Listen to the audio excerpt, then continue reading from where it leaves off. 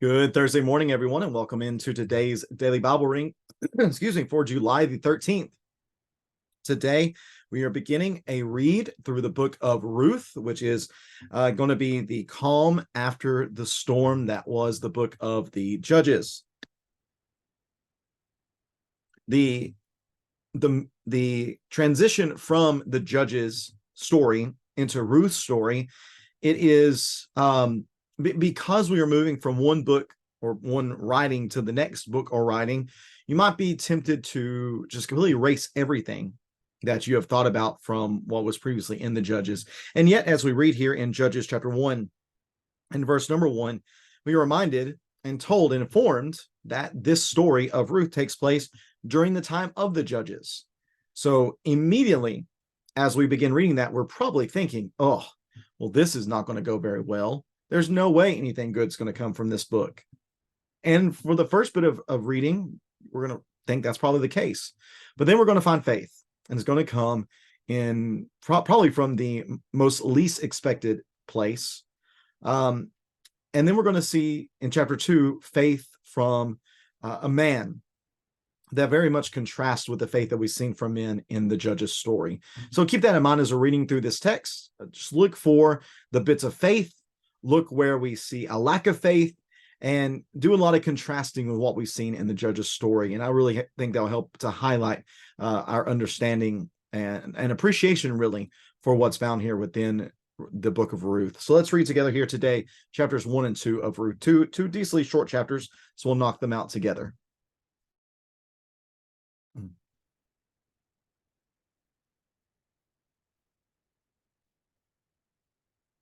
Get the text up on the screen. Reading from Ruth chapter 1 and verse number 1. Ruth chapter 1 and verse number 1. During the time of the Judges, there was a famine in the land. A man left Bethlehem in Judah with his wife and 2 sons to stay in the territory of Moab for a while. The man's name was Elimelech, and his wife's name was Naomi. The names of his 2 sons were Mahlon and Chilion. They were Ephrathites from Bethlehem in Judah. They entered the fields of Moab and settled there. Naomi's husband Elimelech died, and she was left with her 2 sons. Her 2 sons took Moabite women as their wives. One was named Orpah, and the second was named Ruth. After they lived in Moab about 10 years, both Mahlon and Chilion also died, and the woman, referring to Naomi, was left without her 2 children and without her husband. Very vulnerable position she's in. She and her daughters-in-law set out to return from the territory of Moab because she had heard in Moab that Yahweh had paid attention to his people's need by providing them food. She left the place where she had been living, accompanied by her 2 daughters-in-law, and traveled along the road leading back to the land of Judah. Naomi said, "Each of you go back to your mother's home. May Yahweh show kindness to you as you have shown to the dead and to me. May Yahweh grant each of you rest in the house of a new husband." She kissed them, and they wept loudly. They said to her, "We insist on returning with you to your people." But Naomi replied, "Return home, my daughters. Why do you want to go with me? Am I able to have more sons who could become your husbands? Return home, my daughters, go on, for I am too old to have another husband. Even if I thought there was hope for me to have a husband tonight and to bear sons, would you be willing to wait for them to grow up? Would you restrain yourselves from marrying? No, my daughters, my life is too bitter for you to share, because Yahweh's hand has turned against me." Again, she wept loudly, and Orpah kissed her mother-in-law, but Ruth clung to her. Naomi said, "Look, your sister-in-law has gone back to her people and to her gods. Follow your sister-in-law." But Ruth replied, "Don't plead with me to abandon you or to return and not follow you. For wherever you go, I will go, and wherever you live, I will live. Your people will be my people, and your God will be my God. Where you die, I will die, and there I will be buried. May Yahweh punish me and do so severely if anything but death separates you and me." When Naomi saw that Ruth was determined to go with her, she stopped talking to her. And the 2 of them traveled until they came to Bethlehem. When they entered Bethlehem, the whole town was excited about their arrival, and the local women exclaimed, "Can this be Naomi?" "Don't call me Naomi, call me Mara," she answered, "for the Almighty has made me very bitter. I went away full, but Yahweh has brought me back empty. Why do you call me Naomi, since Yahweh has opposed me and the Almighty has afflicted me?" So Naomi came back from the territory of Moab with her daughter-in-law Ruth the Moabitess. They arrived in Bethlehem at the beginning of the barley harvest. Chapter 2 of Ruth. Now Naomi had a relative on her husband's side. He was a prominent man of noble character from Elimelech's family. His name was Boaz. Ruth, the Moabitess, asked Naomi, "Will you let me go into the fields and gather fallen grain behind someone with whom I find favor?" Naomi answered, "Go ahead, my daughter." So Ruth left and entered the field to gather grain behind the harvesters. She happened to be in the portion of the field belonging to Boaz, who was from Elimelech's family. Later on, when Boaz arrived from Bethlehem, he said to the harvesters, "Yahweh be with you." "And Yahweh bless you," they replied. Boaz asked his servant who was in charge of the harvesters, "Whose young woman is this?" referring to Ruth. The servant answered, "She is a young Moabite woman who returned with Naomi from the territory of Moab." She asked, "Will you let me gather fallen grain among the bundles behind the harvesters?" She came and has been on her feet since early morning, except that she rested a little in the shelter. Then Boaz said to Ruth, "Listen, my daughter, don't go and gather grain in another field, and don't leave this one, but stay here close to my female servants. See which field they are harvesting, and follow them. Haven't I ordered the young men not to touch you? When you are thirsty, go and drink from the jars the young men have filled." Ruth fell face down, bowed to the ground, and said to him, "Why have I found favor with you, so that you notice me, although I am a foreigner?" Now Boaz answered her, "Everything you have done for your mother-in-law since your husband's death has been fully reported to me. How you left your father and mother in your native land, and how you came to a people you previously didn't know. May Yahweh reward you for what you have done, and may you receive a full reward from Yahweh, God of Israel, under whose wings you have come for refuge." "My Lord," she said, "I have found favor with you, for you have comforted and encouraged your servants, although I am not like one of your female servants." At mealtime, Boaz told her, "Come over here and have some bread and dip it in the vinegar sauce." So she sat beside the harvesters, and he offered her roasted grain. She ate and was satisfied, even had some left over. When she got up to gather grain, Boaz ordered his young men, "Let her even gather grain among the bundles, and do not humiliate her. Pull out some stalks from the bundles for her and leave them for her to gather. Don't rebuke her."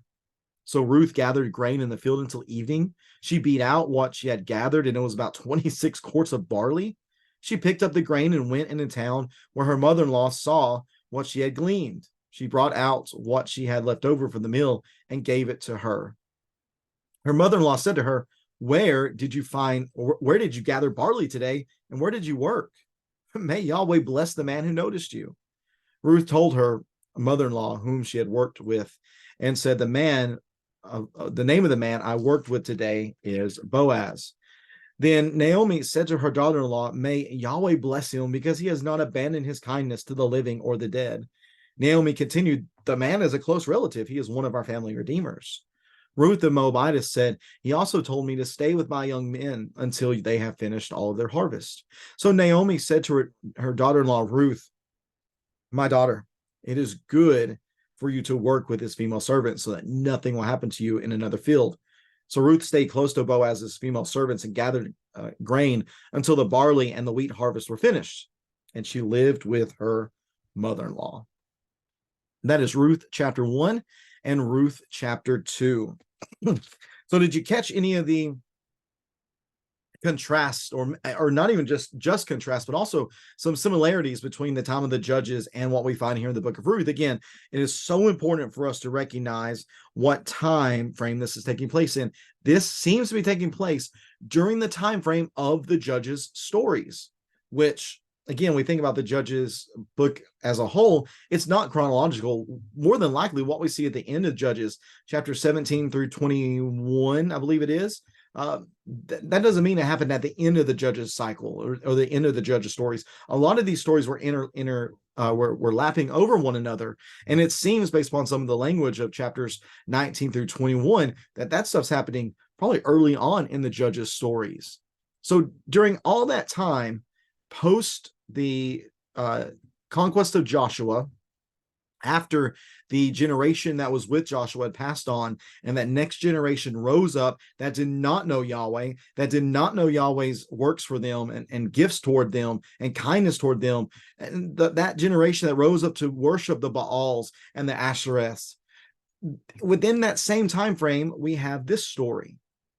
And really, as we begin the story, nothing seems to be that much different from the Judges. We have, in fact, a man from Bethlehem. They are Ephrathites, which we think about everything we just talked about recently from that's taking place within Israel.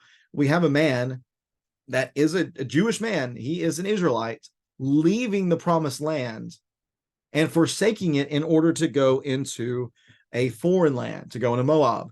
Now, quite possibly the reason this famine is happening is because of the unfaithfulness in the land. I don't think that is certainly outside the realm of possibility.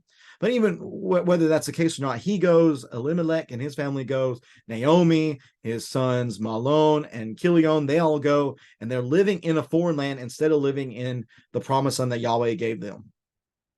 Elimelech dies, leaving Naomi with her two sons. They marry two Moabite women, which again, that's a big no-no. That was not something they should have done. But then they die as well. So Naomi is left in a very vulnerable position, being in a foreign land without any males to protect her or provide for her. So first thing she hears that Yahweh has visited the needs of his people in Bethlehem, which Bethlehem means the house of bread. Now that Yahweh has given bread to the house of bread, she says, it's time for me to go back. So she tries to tell her daughters-in-law to stay here, go find new families, even blesses them. May Yahweh bless you in your new husband's home. But they fight with her. No, we want to go with you. She says, no, you need to stay. Orpah, the one daughter-in-law, says, okay, I'll go back. But Ruth clings to her, says, no, I will not forsake you. And she gives this beautiful, beautiful pledge of loyalty and fidelity to Naomi. Don't plead with me to abandon you or to return and not follow you.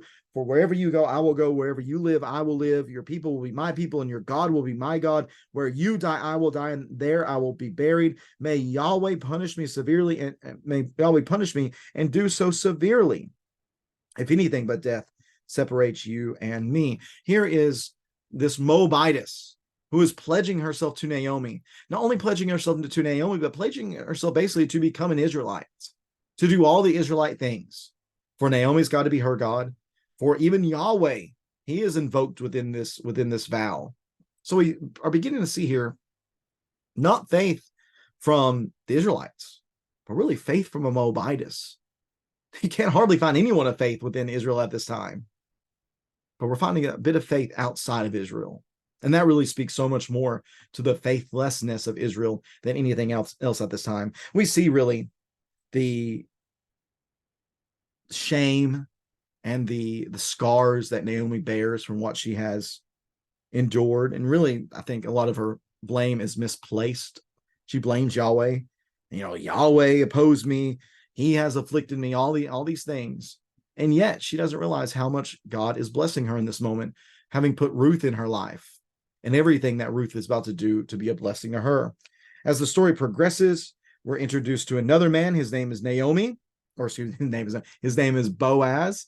Excuse me there. He is from the same family of Elimelech, from the same clan, I believe it is. It's a relative on her husband's side, a prominent man of noble character. It's very important that we recognize that, because how many prominent men of noble character did we read about in the Judges? Not many, if any. Most certainly not the last man who was named, being Samson. Samson was anything but that type of man.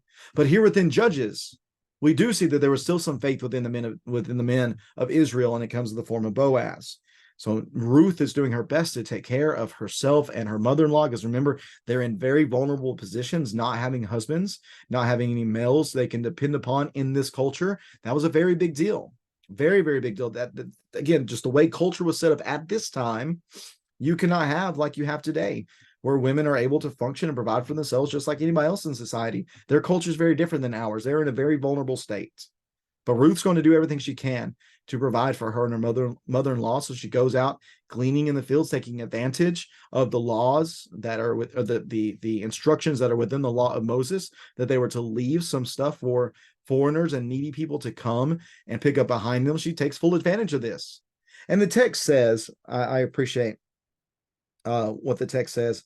Let's see here. Verse number 3.